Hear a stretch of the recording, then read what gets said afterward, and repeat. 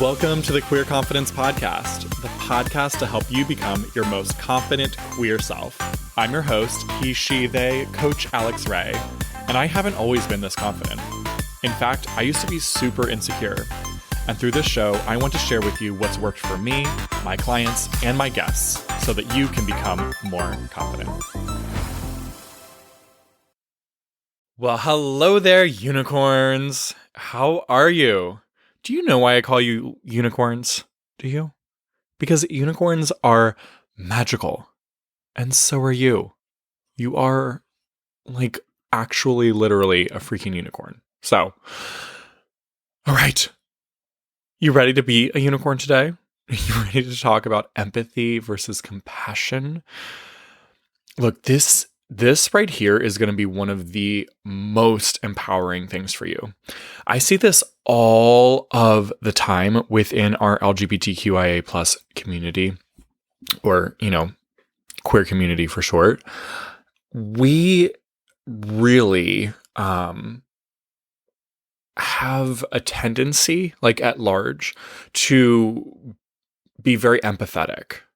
And that is both a beautiful thing because it comes from a beautiful, beautiful place inside of us. And it is also something that holds us back and holds each other back and holds other people back.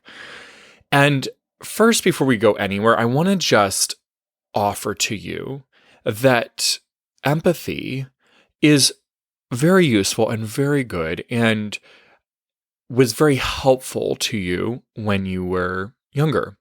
Most of us have experienced some form of trauma in our childhood, right? And empathy, we all have some form of empathy as a kid, and some of us lean into it more and some of us don't. And so if you find yourself being a very empathetic person, the reason is because as a kid, part of it, well, let's zoom out for a minute before we go to the kid thing. Empathy is also something that might just be a beautiful part of who you are and your uniqueness, right? You might be an empath. You might be especially sensitive to what other people are feeling, and it may be just something that your spirit is here to just be fucking amazing with. But as children, when you are living in a situation where you are unsafe, emotionally or physically, empathy is a great way for you to survive.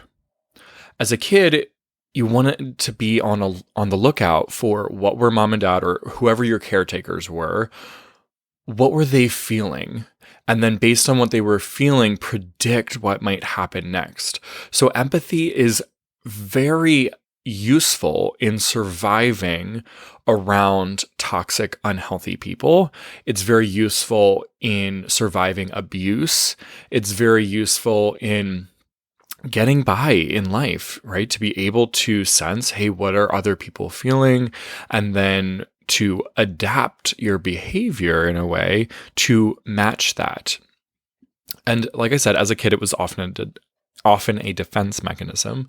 And now as an adult, it may be something that is wonderful and beautiful half the time and really hurting you and holding you back the other half.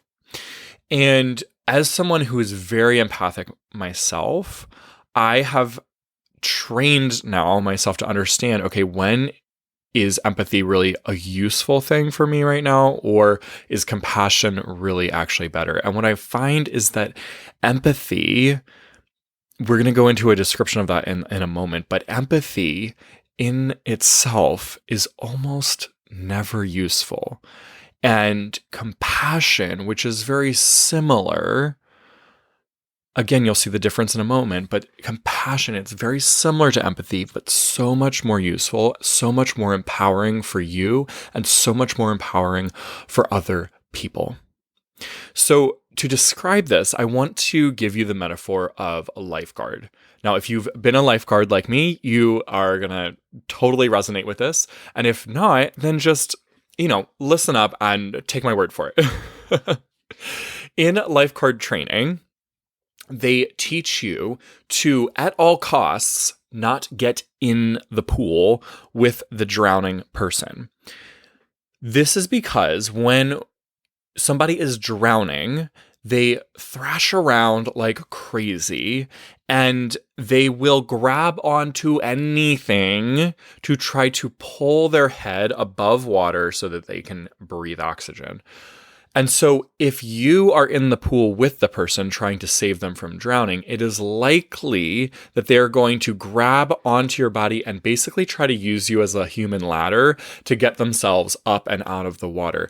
And so a lifeguard is in extreme danger when saving somebody if they are in the pool with that person, because the person can likely drown the lifeguard. And then you've got two victims in the water. So what they teach us in lifeguarding school, or lifeguard training, whatever, is to, at all costs, do not get in the water. And here are some tactics to help the person. So, the main one is throwing them a life preserver that's attached to some type of rope or tether so that you can pull them in, right? Throw the victim something that's floating so that they can climb onto that and then pull them into shore. Because when you are on solid ground, you can pull someone in. If you are in the water, you might just get swept under and drown with the person. And this is so appropriate for empathy and compassion. Empathy is jumping in the pool with the drowning victim. Compassion is standing on the side of the pool and throwing them a life preserver and pulling them in. Empathy is often attached to a feeling of pity.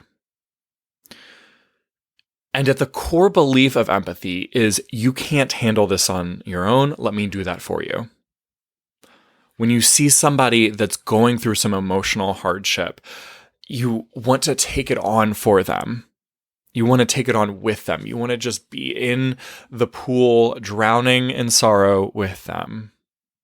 And you might even try to fix it for them, right? You might be trying to cheer them up and take it on as your project to fix how they're feeling.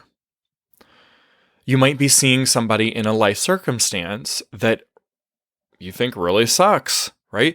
It might be that they lost their job and you want to just dive in and be miserable with them and commiserate about how horrible the company was that let them go. It might be that they recently had a breakup and you want to just be in that and share all the stories of your breakups and how awful those were. And you might be trying to pull them out of it, right? You take it on as your own project. Empathy has you trying to fix someone or something. And it comes with this belief that this shouldn't be happening. But that's neglecting to realize that the universe, in every situation we are in, is here to help. We've been forgetting that there's magic at work beyond your current view. And so, is really the best thing for your friend to be pulled out of the sorrow right now, or to be pulled out of the heartbreak, or pulled out of the fear right now? That's what you think is best for them, right? And which is why you want to dive in and pull them out of the water. They seem like they're drowning, but maybe that's not best for them. And it's certainly not best for both of you to be sitting in it and drowning together and both be feeling miserable and totally just victimized, right? How is that useful?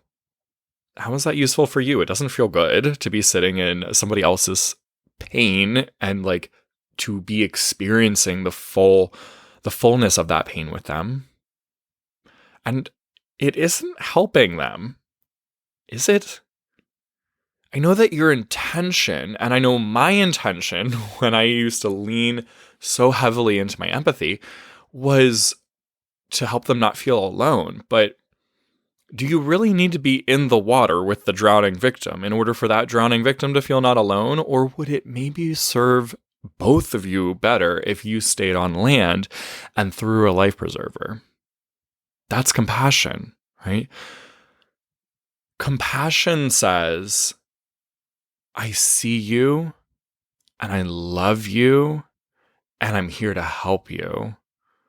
And I'm here to give you whatever you need, but not at my own cost, not at the cost of my life, because that's not really useful for you. And it's definitely not really useful for me.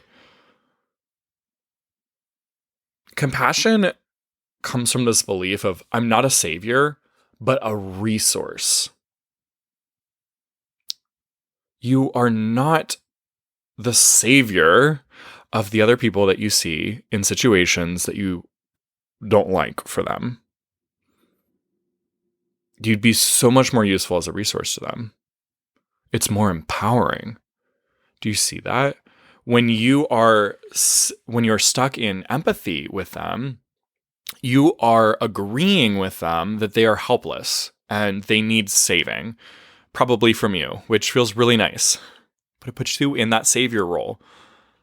And I know now that you see it, you're like, oh, ooh, I don't know if I really want to do that. I don't really want to be a savior. Don't really like that role, right? But it does honestly feel good, right? We feel appreciated when we feel like we're the savior. When we feel like we saved the day, we're like, oh, hell yeah, glad I have purpose in someone's life. And that's why empathy is so attractive. That's why it keeps drawing you back in. Because honestly, you get to ride a high of feeling like, the hero. But again, it comes from a place of believing that the universe is not this magical force that does have everyone's best interest in mind. It's believing that that person themselves could not possibly make it through on their own and they can't survive and they need help.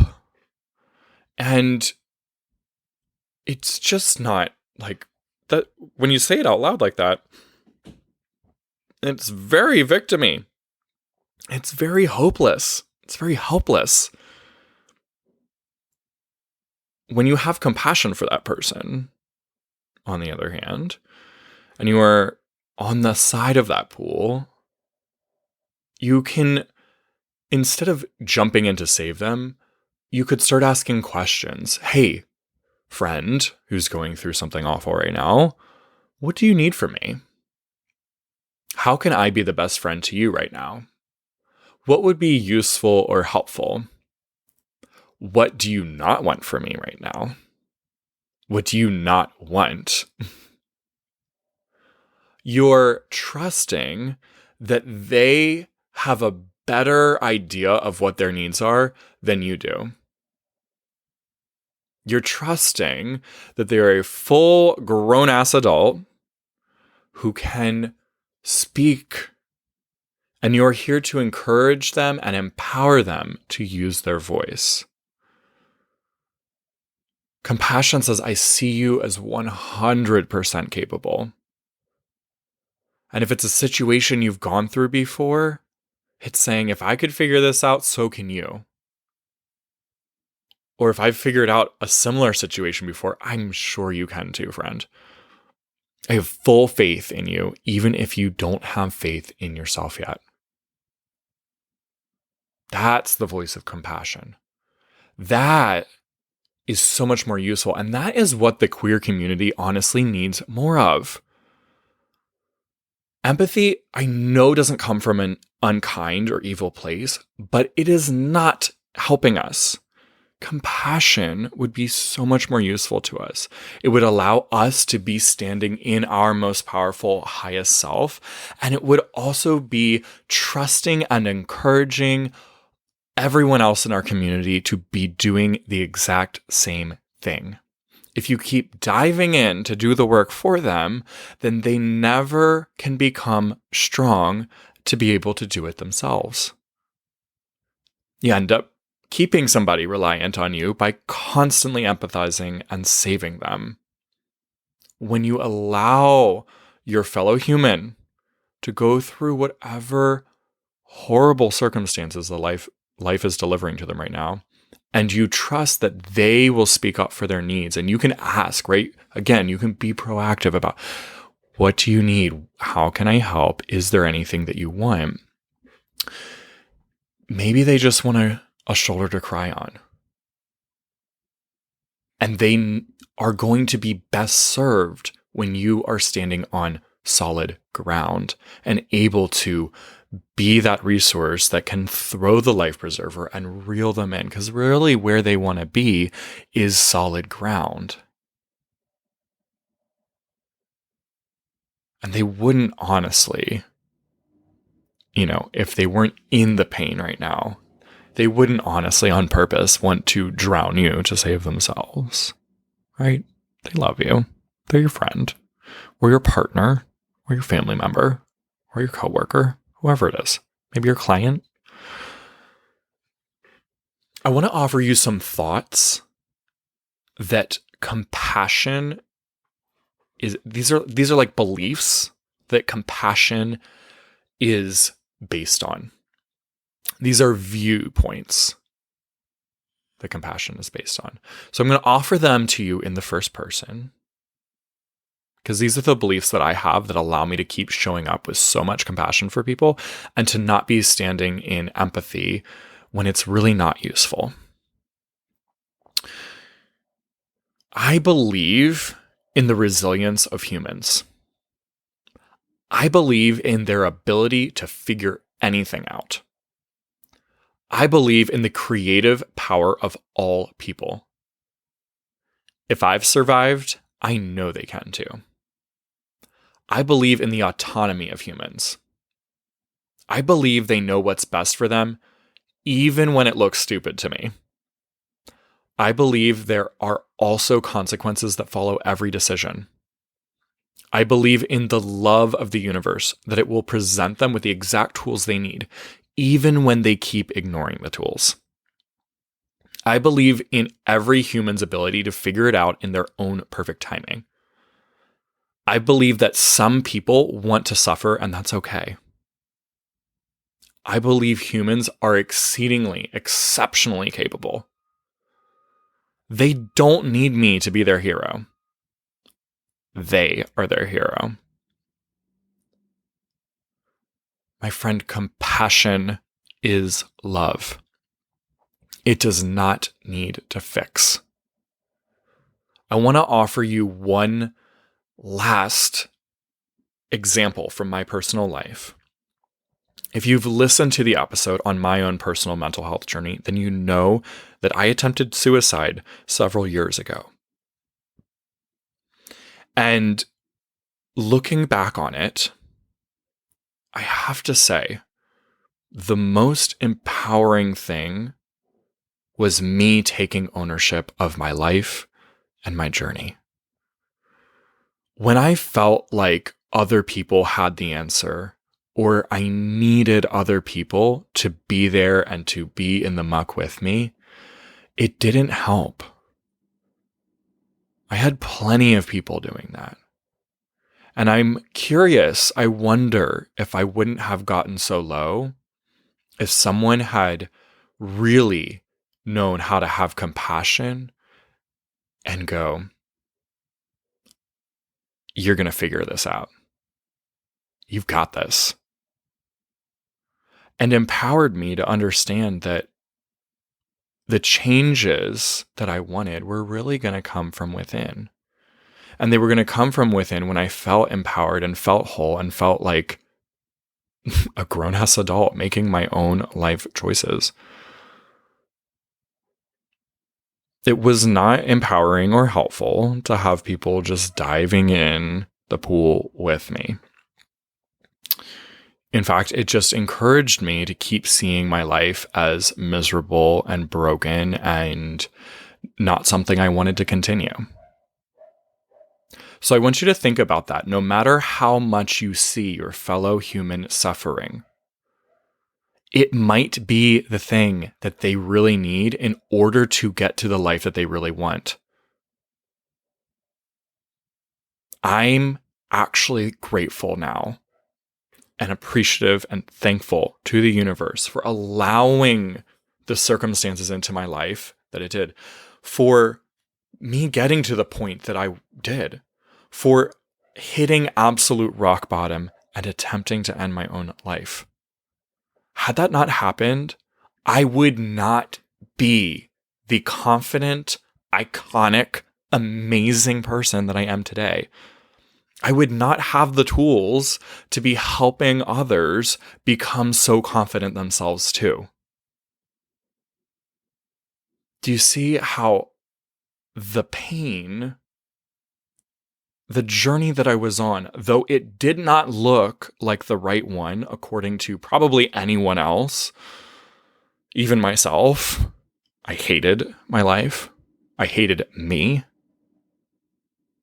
It was exactly the storyline that my soul came here for. I came here to have that experience. I fully believe that now.